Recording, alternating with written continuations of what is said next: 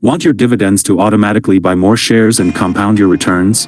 Setting up a DRIP, Dividend Reinvestment plan, at Schwab takes just a minute. Welcome back to Guide with Samuel. Go to Service, Account Settings, and find Dividend Reinvestment. You'll see a list of all your eligible holdings. For each stock or fund, you can toggle reinvestment on or off. When on, cash dividends will automatically purchase more fractional shares of that same security. The change applies to future dividend payments. My crucial pro tip? Be selective with your DRIP strategy. Automatically reinvest dividends for long-term core holdings in tax-advantaged accounts, like IRAs. For taxable accounts or income stocks where you want the cash flow, you might keep it off to simplify tax reporting or use the cash for rebalancing. Harness the power of automatic compounding with a simple switch.